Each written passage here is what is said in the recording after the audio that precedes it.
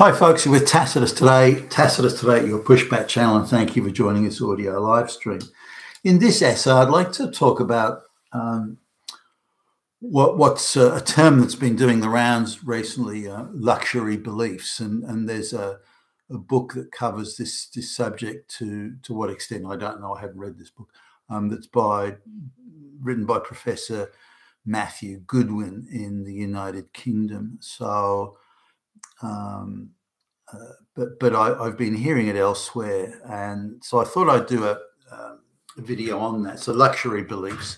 Now, luxury beliefs in the context that it's meant here is where the elites, typically the elites, or anyone I suppose, but the elites in this instance, can hold a certain belief that is harmful, destructive, or injurious to others, not in their class or not in their social set, but appear virtuous and high-minded to those in, say, the wealthy elites. So now there are a number of examples of that. In Australia recently, there was a referendum about whether or not there would be a black-only, Indigenous Australian black-only parliament, or an advisory body to parliament, but in effect a de facto parliament.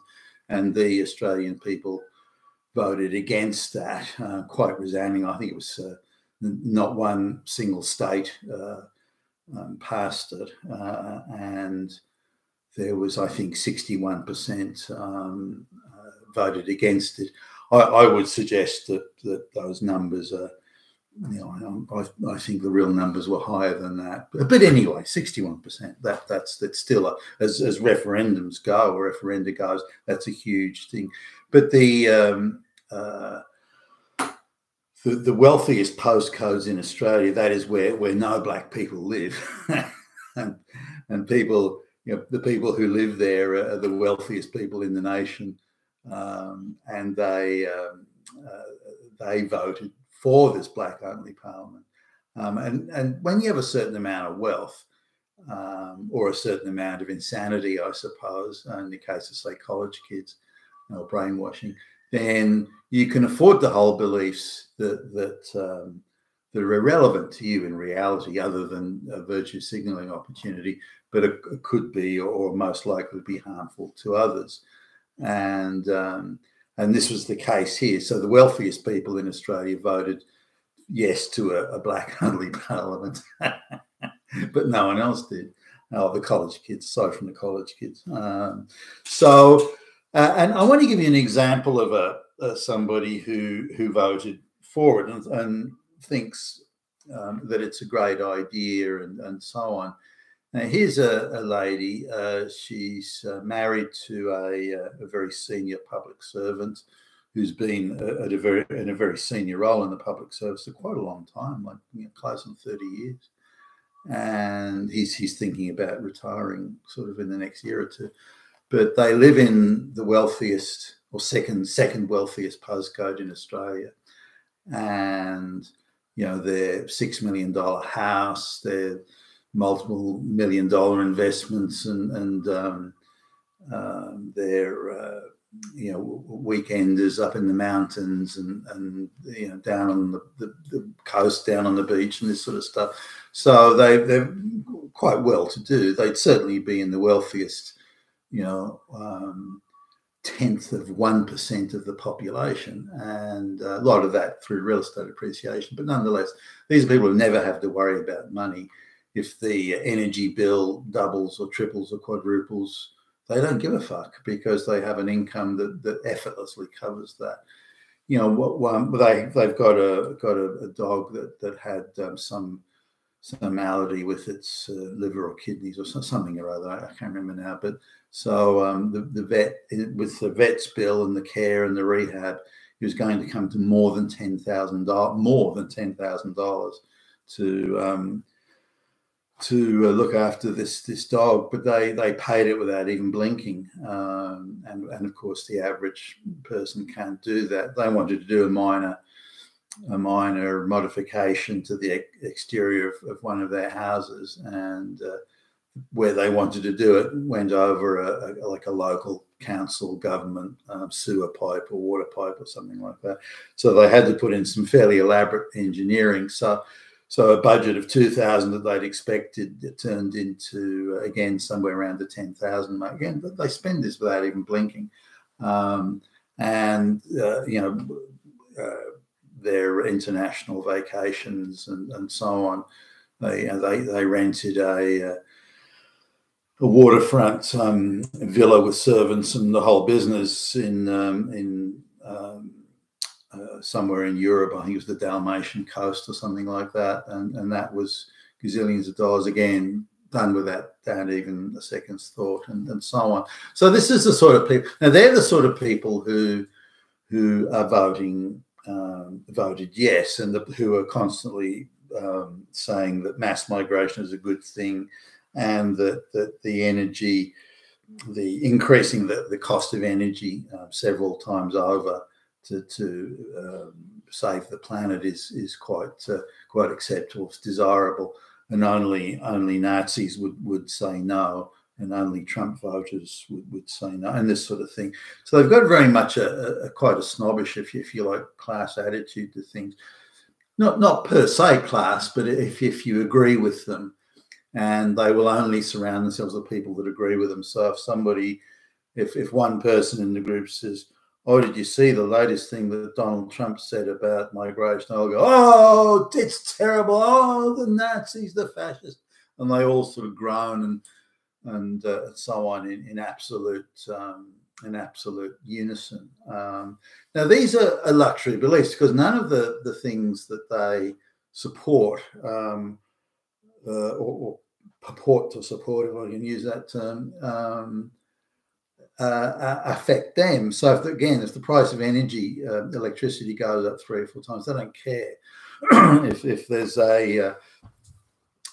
there's a black-only parliament that's making various, they don't care. It just doesn't affect them day to day. Now, it may in the coming years affect them or affect their children. I mean, they'll be dead probably. So there are effects and there are consequences, but they're not really looking that far into the future. They're looking at, well, today I'm fine, tomorrow I'll be fine, I've got plenty of money. So the consequences and the effects of their luxury beliefs are felt by others, not by them. Now, in the matter that it affects others, their view is that, well, if other people don't like mass migration, it's just because they're Nazis. You know, I bet they don't have a college degree in gender studies or that sort of thing. So they're saying that people who don't have a tertiary education, that is, they didn't go to university, don't have a tertiary, they're the ones who have the problem with these very progressive good things, because they just don't know what's good. That they live in communities where just lies are told, and they all have superstitious beliefs about things. And we, the enlightened elite, we know better, and we know what's good, and we know what's right, but they don't. Therefore, our views should hold. Now, on the matter of the referendum, these people assume that well, it was only lies and misinformation and this and Donald Trump, fascist Nazi, yada. That's why the referendum lost, because good people, virtuous people, like us elites, we know what's best, and why should we allow people that haven't done a gender studies course at university, why should we allow them to be telling us? Why should we be beholden to these ill-informed, vulgar, brutish people? So this is the luxury belief thing. Now, the effects of the energy prices going up are very substantial to poorer people that don't have, or anyone that doesn't have a sort of a variable income or a very substantial buffer within their income to absorb these extra costs. Not just costs in energy now, but costs in food. Yeah, I was just looking at my wife and I often like to have, the bacon and eggs breakfast type thing once a week, and so we buy a certain cut of bacon. I notice it used to be, I'll round off numbers here, but it used to be $10 a packet of this bacon. It's now $14. Now, and we're only eating it once a week, so it's not like it's a big deal, nor are we unable to absorb that cost. But the point being that this is just one example of very many where the costs have gone up. So the cost has gone up 40% over the last 12 to 18 months on this. So food all across the board has gone up, and especially in the staples like milk and bread. Most people don't have incomes where they can just absorb that. So whereas the elites who can hold these luxury beliefs do. So if the price of food or energy and petrol and electricity, that goes up, they don't care because they've got a high income. Now let's just have a look at the there's a view that's thrown around. Well, it's the middle class, and this is particularly one in England where the middle class is treated as rich people who are not aristocrats. That seems to be a code in Britain for middle class. I don't know why they have that, but who are the rich middle class? These very well paid people that can virtue signal. Are they the college kids who are leaving university with crippling debt and very few job opportunities? Are they the ones? Well, that doesn't seem like it. That they've been trained to believe that if we oppose, those who oppose mass migration are Nazis, therefore we must support mass migration because that's our way of fighting back against the Nazis.